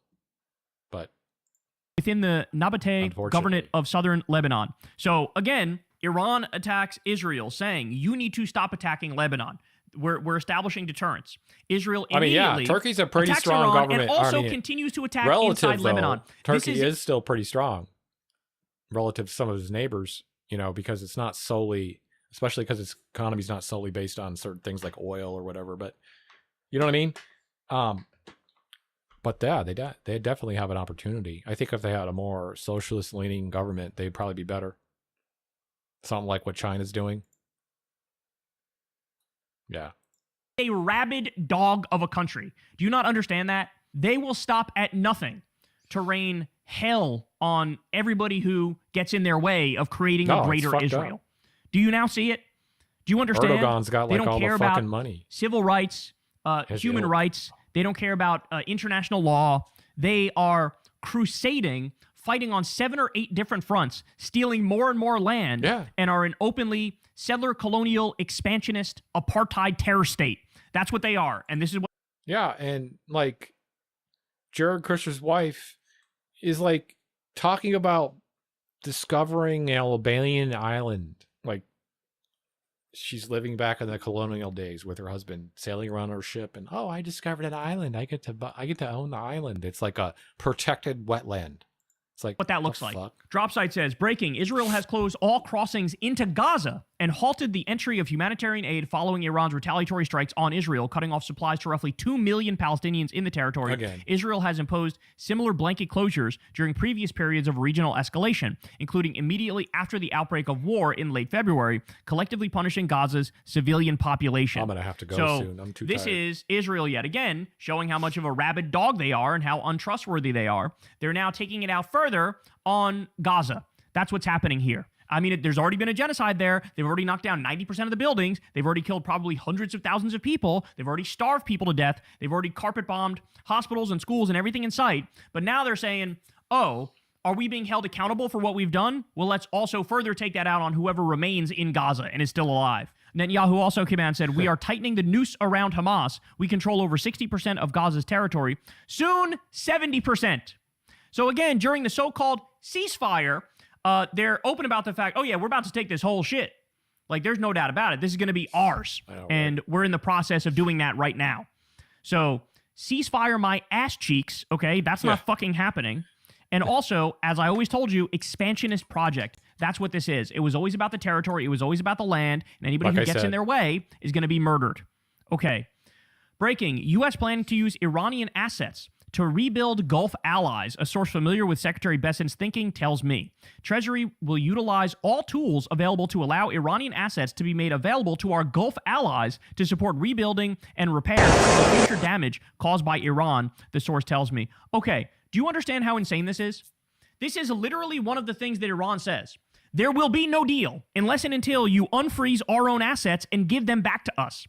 That is a red line for Iran. There's no deal. We will control the Strait of Hormuz and block it forever until you give us back our own fucking money that you stole. Then here's the dipshit secretary, and Trump, of course, green lights this, that no, we're going to take this money and give it to our Gulf allies. Well, then there's never going to be a deal. There's never going to be a deal, and the Strait of Hormuz is never going to fucking be open, and the global economy is going to collapse because you guys are too fucking stupid to understand they have leverage. They have the upper hand. They have you beat. They have you checkmated. You'll Hold be that eating fat, bread. juicy L, you dumb fucks. And by the way, so this came out, and it was soon thereafter also that Iran decided we're going to attack Israel for what they're doing in Lebanon. Right. So did this have something to do with it? That they know we're not close to a deal, and the U.S. is lying to them, and the terms are egregious? Absolutely. I'm sure that played some role here, where they're like, we're nowhere near a deal. What the fuck are we talking about? And they keep bombing Lebanon, which is against the so-called ceasefire. And then finally, the White House used a pro-Israel think tank's list of Iranian attacks, almost word for word, to justify going to war with Iran. The same list was written by an ex-AIPAC staffer at FDD, a group funded by the same... Like, all I've seen since I said what I said about this is, like, they're just adding more flames to the fire. Pro-Israel billionaires who bankroll campaigns against pro-peace candidates. 8 months later, it became official U.S. government policy. And shout out to Zateo. They're the ones who got this. Shout out to Prem Thakur. He's an awesome journalist. Everybody go follow him. But you have the White House directly quoting pro-Israel think tanks to describe why we're at war with Iran. You cannot make this shit up. It is a sick, sick joke. So there you have it, all-out war breaking out in the Middle East. Okay, guys, halftime. Ah, shit.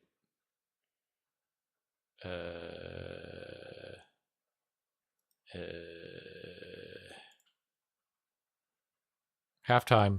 It appears like there's no end in sight. We're not remotely close to any kind of deal that would open the Strait of Hormuz and fix the problems. Do you see it yet? Do you realize yet what's going on? We are being led by a bunch of incompetent, idiotic, moronic baboons. This is a baboon regime, but they're also incredibly corrupt. They're also self-dealing. They're also, making a tremendous amount of money off of the death and destruction. We also have the Israeli terror state expanding day after day, and that's their goal, is to expand. And you have Trump sitting there with his fucking brain leaking out of his ears, getting dog-walked by Netanyahu and getting checkmated by Iran, and we are absolutely positively cooked. The best thing we could ever do is cut off the money and weapons to Israel, okay, and pull the fuck out of Iran, and issue an apology. Be like, hey, dog, our bad. And then just wait for them to open the strait and continue to tax people to go through the strait. But that's the best we're going to get at this point, son. That's the best we're going to get at this point. I parked my military there. Let me just move my military. I apologize for the bad parking job. Sorry about all the trouble it caused. I'm going to move along. Straight's open, but you got to pay a little tax to Iran when you go through. They have fucked everything so royally. And deep down, they might know that, but they're still acting like belligerent jackasses who have no idea what they're doing. Hey y'all, do me a favor and like and subscribe. It helps out big time in the algorithm. Click the bell as well for notifications when videos drop, and watch that video on screen right now. That's the last you know video you want to. I have. Well, that sucks.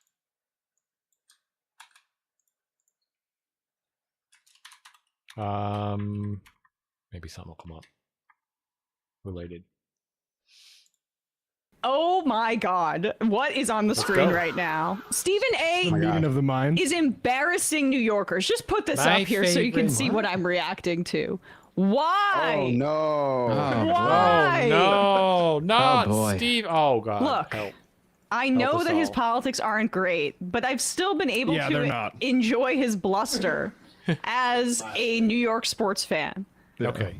No, fuck I him. don't know if I can even go there anymore. That's like right, this she's is a the kind sports of thing fan. where it's I keep like forgetting. it's too far gone. You're too much of a right-wing hack for me to Yeah, it's a New York deficiency that you were ever so tolerant of it. In my opinion. I love that image because Guys, it is $35.99 a month for ESPN Unlimited, Disney Plus, and Hulu.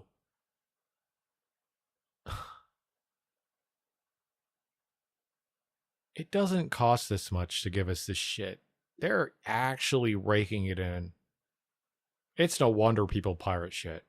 Fuck me, you. it looks like if you were trying to cast Fuck like you an all the angel way to the and the bank. devil in like an early 2000s Adam Sandler movie. Yes, like if, right.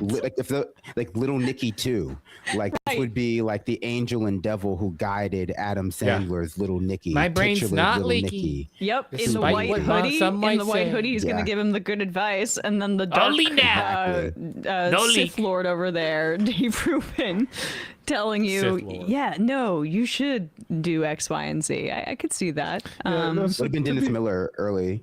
To be fair, there are some points of disagreement in this discussion, and I've actually zeroed in on one of the main ones, which is Dave Rubin is a big supporter of Ron DeSantis, including Ron DeSantis's education policies, particularly the ones pertaining to like how we teach about slavery. Yeah. And so Stephen A. Smith did have a little bit of a run Of a on this. tiff. So yeah, let's check this out. All right. And I'll just say Dave Rubin prefaces this with details about the Florida economy and how great it's doing. And I would just say it's not doing well at all. You can't get insurance there, and you can don't take my Miami's word for losing it. people. Yeah, exactly. You can't even buy insurance. Holy shit. It's become a fucking third world country, hasn't it? Shit. Not like you want to, but Rick Scott's you word need for it, who is, if he had hair, it would be on fire with how much he is freaking out about the economy right now. But here's Dave Rubin and Stephen A. Doors with maybe one kind of 7-Eleven. Oh. Sorry, let me Map just speed. slow that down. Yeah. I'm not going to waste too much of Zero our leaks. Only nap. There it is. And mom and pop shop and something else. You go to our strip malls here in Florida, they are jam packed. The economy is moving along. There are jobs. Oh, perfect. All of the COVID stuff, how well he managed all of that and fought They to never keep the state taught me. open. So I wanted to do a show where we will celebrate that and show people, especially, we're doing this June 11th, but we got our 250th anniversary coming up on July 4th. I want people to feel that there is a way to do America right, and we're doing it in some of these places, but you just got to be willing to see it. But you should ask him that question. I am going to ask him that question, no question about it. And in the interest of full disclosure, let me not be phony here. I'm a Florida resident my damn self. I migrated, and we ain't lying to the public. You're damn right I did it because of New York and the taxes and everything in New York. I'm sick of it, and no question about it. So I'm with you in that regard. But, getting back to the slavery curriculum thing, I remember one time I was a guest on Jesse Waters' show because Jesse Waters, I think, does a good job. And I was a guest on this show, but I hadn't been on as a guest in quite a while. One of the things he turned me off about, and Ron DeSantis had turned me off about at the same time, I found myself looking at them and saying, "You're not black." Yeah. Why even bring that up? Why even talk about it? I said, I don't give a damn what trades you learned or whatever. It was so iniquitous, so insidious. The issue of slavery. Why even touch that? That was my attitude. And the same with the curriculums, with the books and everything like that, with President Trump and what he endorsed with executive orders and stuff like this, and addressing DEI. My attitude was this. Look at Dave's. And I said this to Officer Tatum on his. Dave's doing the someone brought up Sam Cedar face. Yeah, this is blink, pretend you're paying attention. Or Jillian Michaels reminded the audience that I'm gay. That's more, I think, what we'd see more terror if Sam was coming up. I just gotta say, like, the foreclosures, first, and I'm sorry, I still appreciate it when he's using like sports adjectives and cadence in this piece of commentary, but whatever. What do you say, insidious? And another one. Florida's foreclosure filings in March were the third worst in the nation, behind only South Carolina and Indiana. Okay, but what about the strip malls? Bankruptcies. In the past 3 years, bankruptcy filings have more than doubled in the Middle District of Florida, which runs from Fort Myers to Jacksonville and includes Tampa Bay. Filings are up more than 30% in February in just the last year. The highest tally in any February since 2015. I want to speak like credit that. card debt. Floridians carry some of the highest average Using credit card words. balances, around $9,000. 1 in 3 cardholders in Miami, Tampa Bay, Jacksonville, and Cape Coral carried at least $10,000 in a balance, placing all 4 in the top 10 metro areas nationwide. This is an article from the Tampa Bay Times about this. Yeah, those wokies. And credit card debt nationally, just in terms of the state of the economy, it's dipped slightly in the balances in this quarter, but the previous quarter was the worst ever in terms of total of credit card debt, and it continues to go up. And subprime auto delinquencies continue to break records. Like the economy's really bad nationally, but as I just laid out, it's even worse in Florida. Well, yeah, I mean, it's just very heavily divided in Florida, too. Like, Florida, in terms of the global economy, is, I think, the 19th or like some high number economy globally. But when you look at the working class in Florida, they're looking to leave the state in droves. The housing market in Florida is one of the fastest cooling housing markets in America, along with Texas. And DeSantis' solution right now that he's trying to push through the state legislature in an emergency session is to abolish property taxes, which has people going like, okay, but how are we going to fund, anything really? How are we going to fund schools? How are we going to fund fire departments? How are we going to fund, the police? But, DeSantis is imagining there'll be some sort of private public solution to that, a trust fund or something. And so. Yeah, you want to know the ads I'm seeing on the Spurs game? Credit card ads. 2 of them already, showing people buying food with their credit cards, encouraging people to buy food with their credit cards, which isn't a bad idea, but imagine not paying that off. This is just to mitigate some of the extreme inequality going on in Florida right now. That's causing people to be unable to live there and looking to leave. Because the truth is, you can't have a state of only millionaires and expect that to function. Right. You can't have a state of only like uber wealthy people, because like that's just not a functional state. Right, especially because like also for these companies that they're trying to attract there, they want to go where the talent pool is, and it's not in Fort Myers, it's not in Orlando, it's not even in Miami. For a lot of the companies that make the economy run, it's New York, it's San Francisco, it's LA, it's Austin, it's whatever, but it's not Florida. It's just I was until I lost my job. But let's go back to Dave Rubin. Now I have yes, credit card and we didn't even really address that him calling him out about the racism of the DeSantis administration. I was too. I just got to say though, Stephen A., why is it only when it impacts you that you have these critiques, or where it's like a sensitivity for you in particular? I don't know. I mean, that's the true Republican in him, and there's nothing more Republican than that, right? Right. Yeah. My attitude was this, and I said this to Officer Tatum on his podcast. Fine. Come to me and tell me that you would tell the Jewish community they ain't gonna have, they're gonna have their access limited to books and other education material about their history, and watch what happens. In other words, if you're gonna do something like that, if you did it to everybody, then I get where you're coming from. But when it seems isolated towards the let's not do it to everyone. That's so good. Look, you could ban books about the Holocaust if you're gonna ban books about slavery. But wait, Dave's got a good response to this. So, like, if Hitler wanted to kill everybody, I'd get where he was coming from. Right, exactly. It's You're doing good if you're saving money. That I have a problem with, not the mass death. Black community. It was a huge turnoff for me, and that's actually a question I will ask Anyone Byron that's Donald, actually too, saving who will money also right be now a is guest doing on the good. show in the future. I'm glad to hear they do. I don't know that there was limited access to the Black community to certain books, but I would say this, if somebody wrote a book and said, and I'm sure books have actually been written about. I'm sorry. But that's not what Stephen A was just saying. He was saying that books were not that Black people were being blocked from accessing books under this administration. It's that books about Black history are being removed. That's right. Isn't that the same thing? What's the distinction? I don't know. I thought Dave's distinction makes it sound like Dave wants to double back to a different thing DeSantis did, which is Okay. the curriculum that said actually Black people learned a lot from slavery, avoiding the things about how wholesale books that taught about slavery were just ripped off of the curriculum because the PragerU. Yeah, exactly. The PragerU bullshit.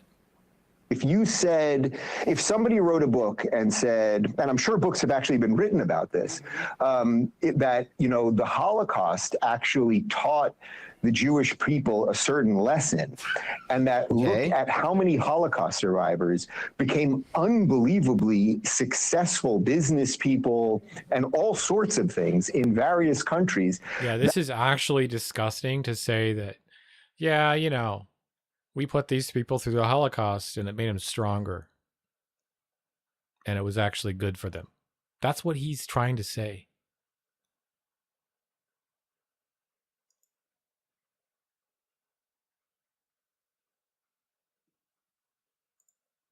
That would be true, and it would be worth noting because the that's why Holocaust China's was doing so horrible good. And slavery was horrible. We don't have to play the game of which is finally are worse or making anything money else. and they Terrible can things save, have they're happened to not in all sorts of poverty. people. But out of terrible things, good things do happen. So I think an apples to apples equation would be: is it possible that some slaves learned trades that ultimately were positive? I think the answer to that is yes, and I don't think He is saying forced labor, i.e., being forced to work on a railroad as a slave, gave you a trade once you were freed to then be successful, i.e., fuck any kind of reparations. That's literally what he's saying. That is their tagline. That's the PragerU thing. That we, as whites, took care of these. I'm not saying this, okay? I'm being very clear. Took care of these people that couldn't take care of themselves. We offered them a job via slavery, of course. But, hey, let's not, mince words here. And they got a trade. And then they took that trade and they made lots of money for their family. So there really wasn't any disparage between the two, they didn't lose any money by being slaves. It's all good. They should have just as much, right? Because, we gave them these trades via slavery, forced, you have to do this railroad thing. And now you know how to do a railroad. So obviously that person took that railroad knowledge and got a railroad job, right?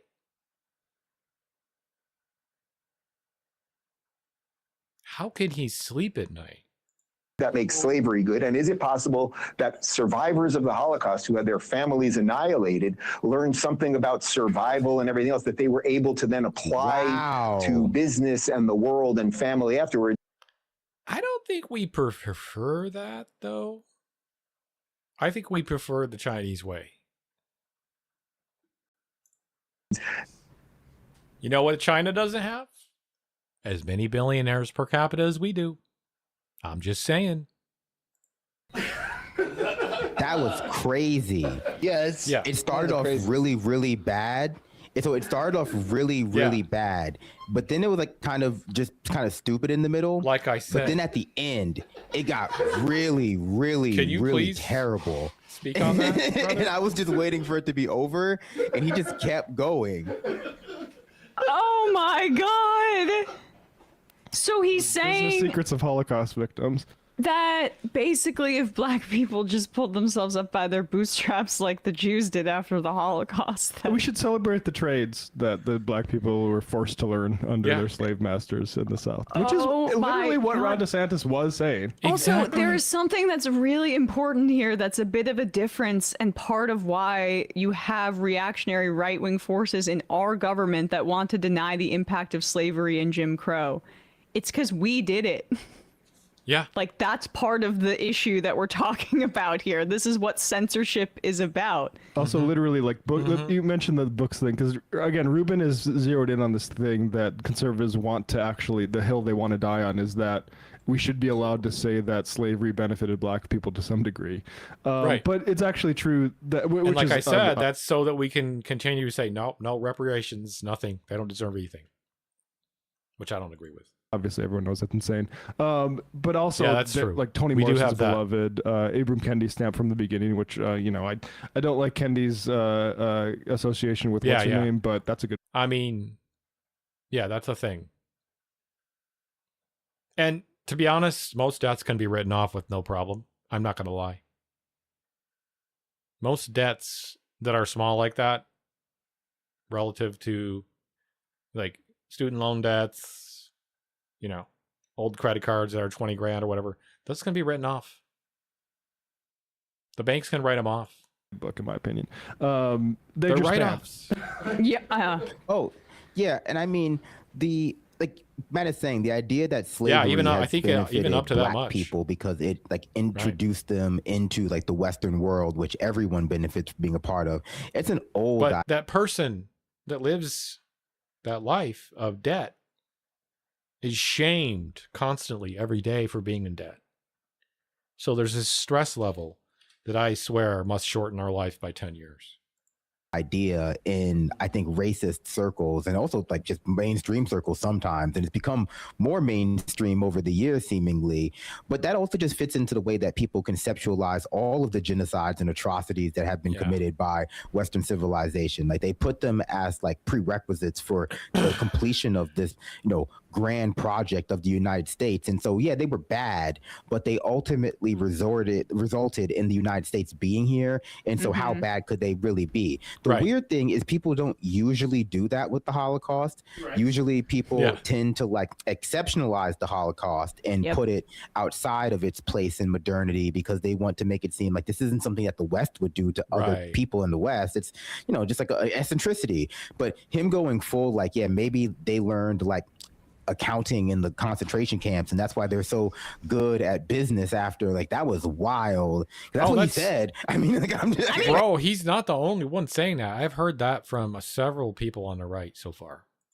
He did an anti-Semitism a little bit. No, I feel bad saying it. I like when that sounds really anti-Semitic. I know, right? Yeah. It is. I want to That's hear actual anti-Semitism. Response to this. Me too. It shows how dedicated they are to that.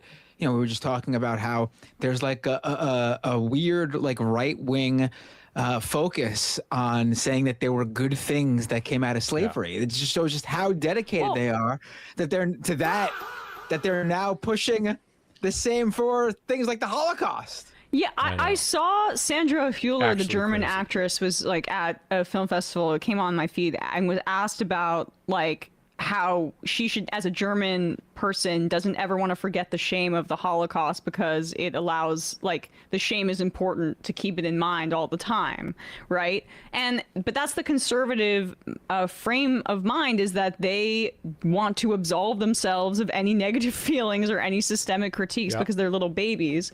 So what, like, you're talking about there, Binder, is the fact that because the United States oversaw the horrors of slavery in the instance where we're comparing it to the Holocaust versus how it can be exceptionalized to pump up United States nationalism because we were against the Nazis in World War II, and it's much more convenient for us to look like the good guys. They don't like that, how the reality of slavery makes them feel. From a national pride perspective in the United States. This is why the Republican Party will always be white majority, because Stephen A. Smith is trying So hard. Marty, Yes. This is the kind of shit he's gonna run into over and over and over again. Yes. What's his reaction here? How can he be I don't know if you're fucking gonna be super impressed, but let's go. So he just moves on? Well, I'll play it. Business and the world like and the right family afterwards. The obvious answer to that is yes, and that doesn't make the Holocaust good. But again, I think it would be worth unpacking that with them a little bit. And I'm doesn't sure make you know, it a good. few of the people, a few of the scholars Little who put anti-Semitism. that curriculum No together, by problem. the way, were black. So Nice. I get it. I get you are going to have a certain sensitivity to something that might be different than mine, and this is where what a great place to try to whittle all of that down, right? Imagine if we whittled all of that stuff down to, hey, we're just from slightly different places. We just look slightly different. We want the same things, and we've whittled it down to this much. I'll do that all day long. the Holocaust. Okay. So would I. Cool. Dave What Rubin the right here with fuck is Stephen A. he Straight saying? shooter with Stephen A. Getting back. He just used it as a segue. That's all he did. No, you're right. Straight Let's dodging. You're move right. on. Yeah. Damn. Oh my god. No, you're 100% right. It's hard. I mean, for some people, it's not hard. You got to understand that's the only thing they see, and they don't even see any of the stuff that you and me are talking about. You know what I mean? Like, we could be talking a different language to them, some of these people. For real, for real.